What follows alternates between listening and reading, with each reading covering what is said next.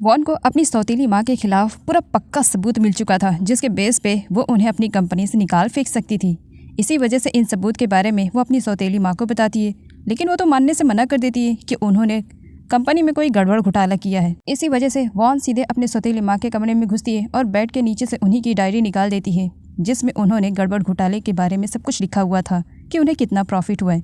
Police को बुला करके वॉन अपनी सौतेली माँ को अरेस्ट करवाती है और फाइनली कंपनी से निकाल फेंकती है। ऑफिसर विराट के अंडर में ये केस था। वॉन की सौतेली माँ से वो इंक्वायरी कर रहे थे कि क्या उन्होंने ईट को मारा है, लेकिन वो तो साफ मना कर देती हैं एंड यहाँ पर अपने लॉयर को बुलाती हैं। लॉयर झूठे सबूत दिखाता है, जिसके बेस पे वॉन ने जो कुछ भी इल्ज़ाम लगाया था वो सब गलत साबित हो जाता है और इसी वजह से वो आराम से जेल के बाहर निकल जाती हैं। ऑफिसर विराट खेम के अड्डे पर जाते हैं इंक्वायरी करने के लिए, जहाँ उन्हें मालूम पड़ता है कि खेम, जाई और उसके डैड तीनों ही वॉन के डैड के होटल में रुके हुए हैं।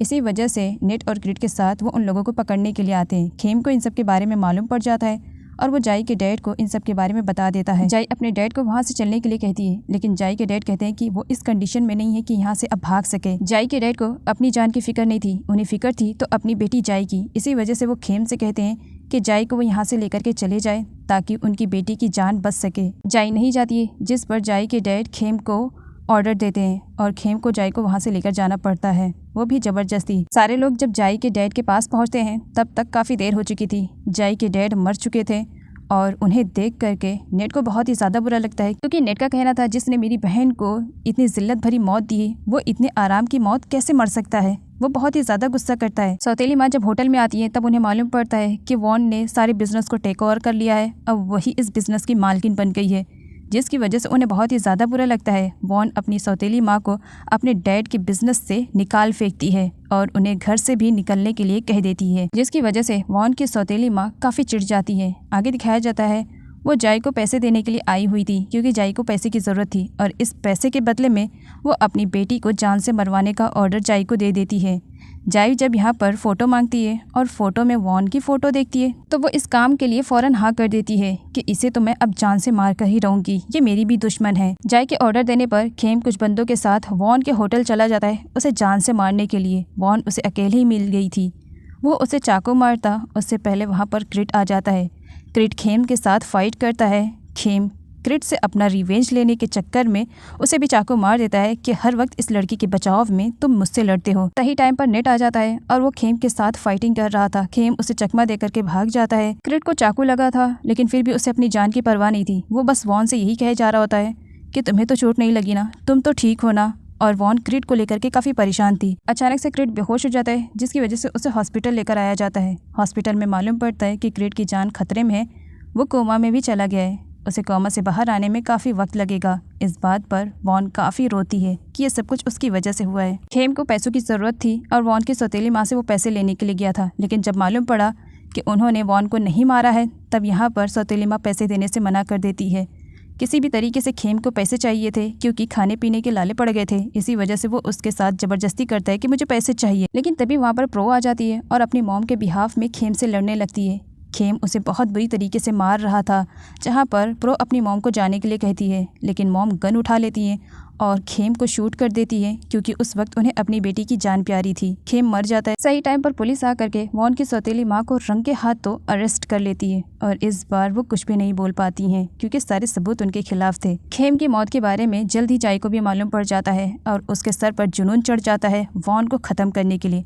ऑफिसर विराट के थ्रू जब क्रिट की बहन को मालूम पड़ता है क्रिट की कंडीशन के बारे में, तो वो फ़ौरन हॉस्पिटल भागी भागी आती है। वॉन क्रिट की बहन को हक करके रोती है और उससे कहती है ये सब कुछ उसी की वजह से हुआ है, जिस पर क्रिट की बहन का कहना था ये सब तुम्हारी वजह से बिल्कुल भी नहीं हुआ है और फिक्र मत करो, मेरे भाई को कुछ भी नहीं हो सकता है, क्योंकि वो तुमसे सच्चा प्यार करते हैं। उन्हें अभी अपनी ज़िंदगी आगे की जीनी है तुम्हारे साथ, तो भला मेरा भाई इतनी खुशियों को छोड़ करके कैसे जा सकता है, वो ज़रूर ठीक हो जाएगा। और हक करती है वॉन को।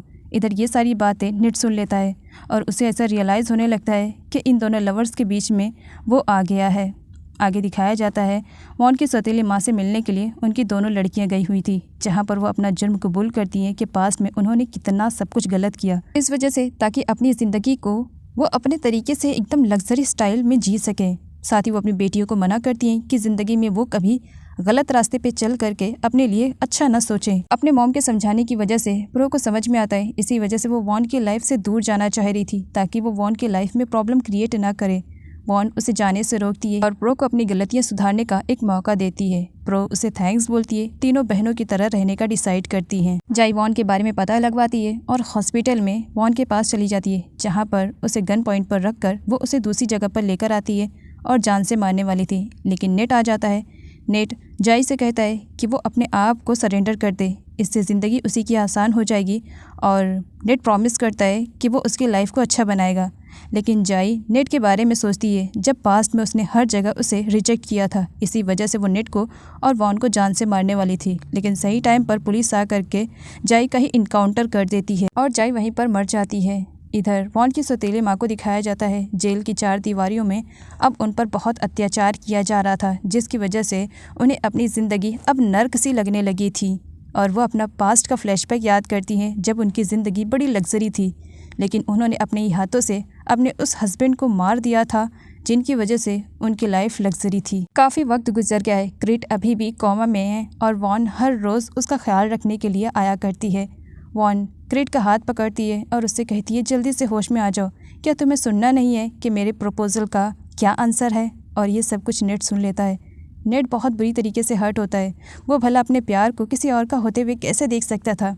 इसी वजह से वो डिसाइड करता है कि वो इस शहर से वापस अपने विलेज चला जाएगा और अपने डैड से अपने विलेज जाने के बारे में बात करता है। डैड भी नेट के लिए हुए फैसले पर एग्री करते हैं और वो अपने बेटे को बड़े ही प्यार से गुड बाय बोलते हैं और नेट फाइनली अपने विलेज चला जाता है। कई दिनों के बाद क्रीट जब कोमा से बाहर निकलता है तब वो खुश होता है क्योंकि वॉन ने उसे एक्सेप्ट कर लिया था और वो उसके साथ शादी करने के लिए तैयार थी। इधर ऑफिसर विराट भी वॉन के केस की वजह से क्रीट की बहन से मिलते रहे, जिसकी वजह से उन्होंने क्रीट की बहन को दिल दे दिया और फाइनली आज वो काफ़ी डरते डरते क्रीट की बहन को प्रपोज़ करते हैं, जहाँ पर क्रीट की बहन उनके प्रपोज़ल को एक्सेप्ट कर लेती है। तो वहीं पर पीछे से वॉन, क्रीट और उसके अंकल तीनों ये सब कुछ देख रहे थे, जिसकी वजह से ऑफिसर विराट काफ़ी शाय फील करने लगते हैं। क्रीट को लग रहा था कि वॉन उससे प्यार करती है, इसी वजह से उसने उसके प्रपोज़ल को एक्सेप्ट कर लिया, जबकि हकीकत ये थी कि डॉक्टर ने क्रीट को स्ट्रेस से दूर रहने के लिए कहा था क्योंकि क्रीट की तबीयत अभी भी ख़राब हो सकती है और वॉन उसे हर्ट नहीं करना चाह रही थी।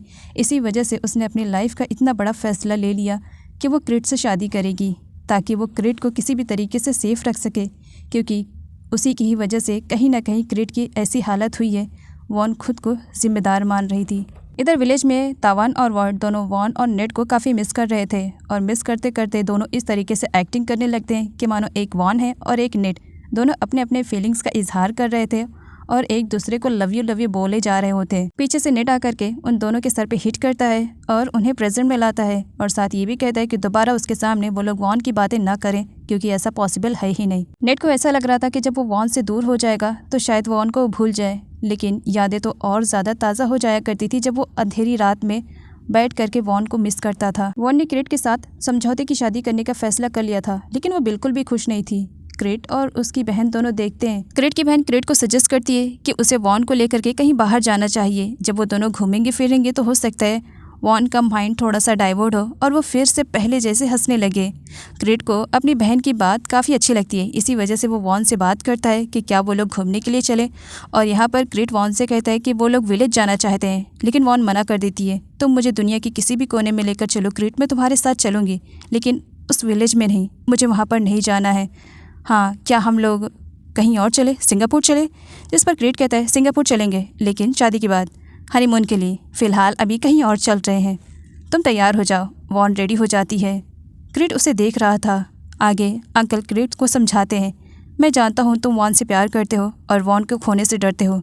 तुम वॉन की कंडीशन देख रहे हो, तुम समझ रहे हो कि एक्चुअल में वॉन अपनी ज़िंदगी में क्या चाहती है, लेकिन वो तुम्हारे साथ क्यों बंधी है। तुम्हारे अंकल होने के नाते मैं बस तुम्हारी भलाई के लिए ये कहना चाह रहा हूँ, जल्द से जल्द अपनी ज़िंदगी में कोई फ़ैसला लो, वरना वॉन को तुम हासिल कर लोगे, सिर्फ उसका जिस्म पाओगे, उसकी रूह कहीं और है और तुम अच्छे से जानते हो कि उसकी रूह किसके पास है।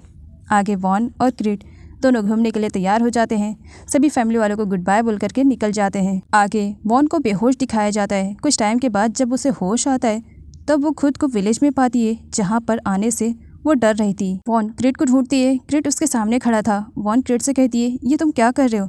मैंने पहले ही कहा था मुझे इस विलेज में नहीं आना है। क्रीड कहता है इस वजह से क्योंकि इस विलेज में नेट के साथ तुम्हारी यादें हैं, नेट का सामना तुमसे ना हो जाए, इसी वजह से। फिक्र मत करो, अब सब कुछ ठीक हो जाएगा। एंड यहाँ पर क्रीड वॉन की ज़िंदगी से पीछे हटने के लिए तैयार हो जाता है वॉन की खुशी के लिए, और वॉन को आज़ाद कर देता है कि वो जा करके अपने प्यार के साथ रह सकती है, उसे कॉम्प्रोमाइज़ करने की ज़रूरत नहीं है। और बात रही क्रीड की, तो वो अपनी ज़िंदगी में अपने लिए फ़ैसले ले सकता है, लेकिन वॉन को वो जंजीरों में जकड़ कर नहीं रह सकता है। वॉन काफ़ी इमोशनल होती है और क्रीड को हक कर लेती है। क्रीड वॉन को जल्द से जल्द जाने के लिए कहता है ताकि देर ना हो जाए। वॉन जाने से पहले क्रीड को एक लेटर लिखती है, थैंक्स वाला, और उसके बाद वहाँ से निकल जाती है। लेकिन उसकी हिम्मत नहीं हो रही थी कि वो नेट का सामना करे। तभी 2 गुंडे आ जाते हैं और वॉन को बहुत ही ज़्यादा परेशान करते हैं, जिस पर वॉन उनकी काफ़ी धुलाई भी करती है और जंगल में भाग जाती है। बाद में मालूम पड़ता है कि ये तवन और वॉट है और उन्होंने वॉन के साथ ये सब कुछ जानबूझकर किया था ताकि नेट जहाँ पर है वो वॉन को उसका डायरेक्शन दिखा सके। क्रीड के दिल पर जो एक बोझ था, फाइनली वो बोझ हट चुका था और तवन, वॉट, जॉय, बाकी सभी लोग उसके लिए हुए इस डिसीज़न पर काफ़ी खुश थे कि फाइनली उसने 2 प्यार करने वालों को मिलने का मौका दे दिया। इधर वॉन जंगल में दौड़ रही थी और फाइनली उसके सामने नेट आ जाता है। नेट वॉन को देखता है और वॉन नेट को, दोनों बिलीव नहीं कर पा रहे थे कि वो दोनों एक दूसरे के आमने सामने हैं। नेट और वॉन दोनों एक दूसरे से काफ़ी देर तक बातें करते हैं और अपने बीच में हुई मिसअंडरस्टैंडिंग को क्लियर करते हैं। नेट वॉन को प्रॉमिस करता है कि वो ज़िंदगी में कभी भी वॉन को हर्ट नहीं करेगा और अपने प्यार के बारे में भी वो वॉन को बता देता है। और वॉन भी नेट के प्यार को एक्सेप्ट करती है और बताती है कि वो तो हमेशा से ही नेट से प्यार करती थी, लेकिन क्रीड ने जो उस पर एहसान किया था, बस क्रीड को बचाने के लिए उसने ये फैसला लिया था। फाइनली नेट और वॉन की ज़िंदगी में सब कुछ ठीक हो चुका था और वो दोनों अब एक दूसरे के साथ हैं, शादी करने का भी फैसला कर लेते हैं। अब यहाँ पर क्रीड को दिखाया जाता है जिसके हाथ में वॉन की डायरी थी, जिसमें वॉन ने क्रीड के उन अच्छाइयों के बारे में लिखा था जो कि क्रीड ने उसके साथ किया था। क्रीड डिसाइड करता है कि वो पूरी ज़िंदगी अकेले रहेगा इसी डायरी के साथ। सच्चे प्यार में ये ज़रूरी नहीं है कि आप जिससे प्यार करते हो आप उसे हासिल करो, कभी कभी अपने पार्टनर की खुशियों के लिए सेक्रीफाइस करना पड़ता है और ख़ुद को पीछे हटाना पड़ता है। वैसे आप सभी लोगों की लाइफ में क्या ऐसा इंटरेस्टिंग पार्ट आया है, और अगर आया है तो आपने उस वक्त क्या फ़ैसला लिया है, कमेंट करके ज़रूर बताइए। एंड हाँ, मिलती हूँ नेक्स्ट वीडियो के साथ, तब तक के लिए अपना ख्याल रखें। Bye bye.